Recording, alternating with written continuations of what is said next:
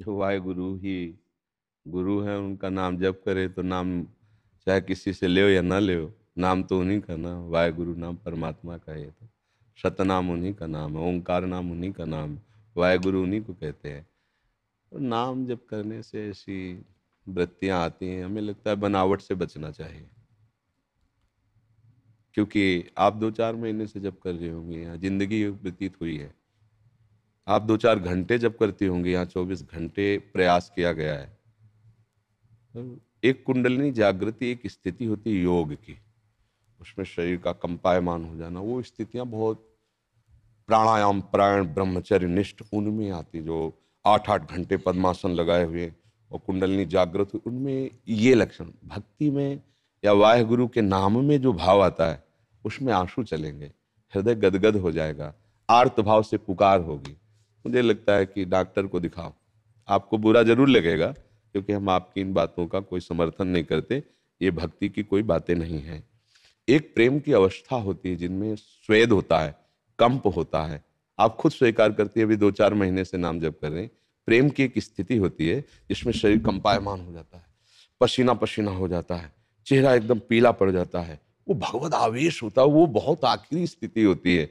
इसलिए मुझे लगता है अपने शरीर की कुछ जैसे विटामिनें कम होती हैं, ऐसी भी हो सकता है, या कुछ बनावट भी हो सकती है शरीर की, कोई ऐसी दोष वृत्ति हो सकती है। ये कोई भागवतिक लक्षण नहीं है, क्योंकि हम किसी ऐसी बात का सपोर्ट नहीं करेंगे जो किसी भी महात्मा के जीवन में नहीं आई है।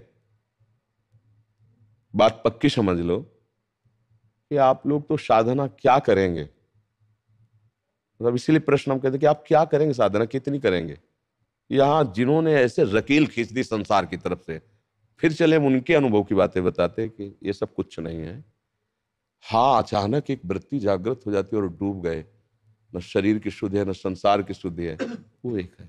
प्रेम में शरीर का कंपायमान होना, अश्रु प्रवाह हो जाना, या रंग बदल जाना, मतलब पीलापन हो जाना, एकदम पसीना पसीना हो जाना, या थरथरा के गिर जाना।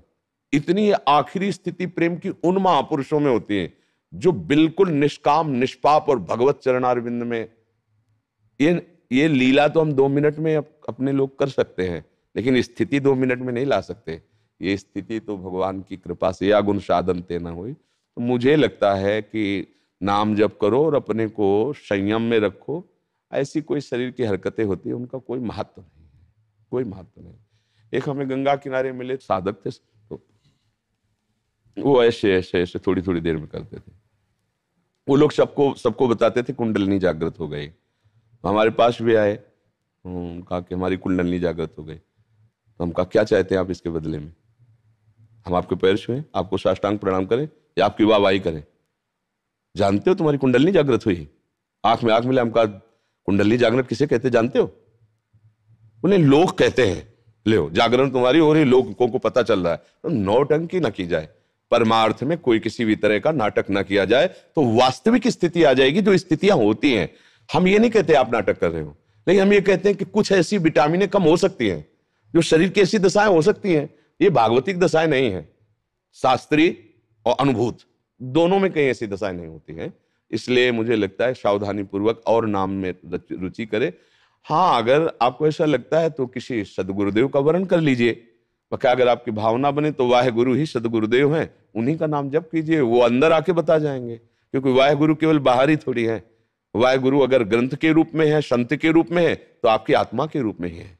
वो अंदर ही बैठे हुए हैं, वो अंदर से ही बता देंगे, क्यों शकी। हाँ, आप देख लीजिए, कभी संतों की बातों को अन्यथा ना ले और बुरा ना माने, क्योंकि जिस मार्ग में चलना है उसमें देखो, अगर वैद्य ही रोगी के अनुकूल हो गया तो रोग कभी नष्ट नहीं होगा।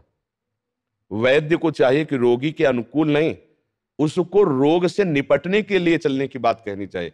रोगी कह रहा मुझे दही दही बहुत प्रिय, 500 रुपया लो, आप स्वीकृति दे दो, मर जाएगा वो। अगर मंत्री राजा की सलाह में सलाह मिलाता चला गया तो राज्य नष्ट हो जाएगा। अगर सदगुरु शिष्य की हाँ में हाँ मिला देगा तो शिष्य नष्ट हो जाएगा। सचिव वैद कुरु तीन जो प्री बोले भय आस, राज धर्म तन तीन कर होई बेगही नाश, उसका नाश हो जाएगा, वो पतन। अब जैसे हमसे आके पूछ कि हमें तो सियाराम जी के दर्शन हो गए, तुम लोगों ने क्या समझ रखा है सियाराम जी को? तो हमें कि भैया हो गए होंगे, आप हमसे क्या चाहते हैं? हम आपको हाथ जोड़ के प्रणाम करें, खड़े होकर पैर छुए, कर लेंगे। लेकिन हम आपको बताते हैं आपको श्री राम जी के दर्शन नहीं हुए। क्योंकि देखो, जो जिस व्यापार में लगा होता है ना उसमें प्रवीण हो जाता है। अब स्वर्णकार को कसौटी में कसने की जरूरत नहीं होती, वो देख के ही बता देगा पहचान के कि इसमें पानी फेरा या असली सोना है। ऐसे ही बचपन से भगवत मार्ग में चल रहे हैं तो ऐसे दृष्टि मात्र से पता चल जाता है। हम सिद्धों वाली बात नहीं करते कि आप कितना परमार्थ में हो, क्योंकि उसी विषय के में। तो इसलिए बहुत दैन्य होकर के इस मार्ग में चलो तो वास्तविक श्री राम जी मिल जाएंगे, वास्तविक भागवती की स्थिति आ जाएगी। है मार्ग ऐसा, पर अपने को कहीं अहंकार की पुष्टि के लिए कुछ ऐसी, तो ऐसी कोई बात न कहे, ऐसा कोई भाव न लाए जिससे हमारा परमार्थ ही रुक जाए और हम चार लोगों में अपने यश की प्राप्ति के लिए, सम्मान की प्राप्ति के लिए हम सत्य मार्ग से विचलित हो जाए। एक बार इत्तदाम में थे तो एक लड़की को लेकर 10-20 लोग, जिसे श्री जी का साक्षात्कार हो गया हमारे पास, महाराज जी वो श्री जी का साक्षात्कार हो गया, एक लड़की आ रही। हो सकता है करुणामय स्वामिनी कभी भी किसी पर द्रवित हो जाए, उनके लिए थोड़ी कि बच्चा है या बच्ची है या बूढ़ा है, वो तो कभी भी द्रवित हो सकते हैं। हम कहा वो भाग्य, बुलाए।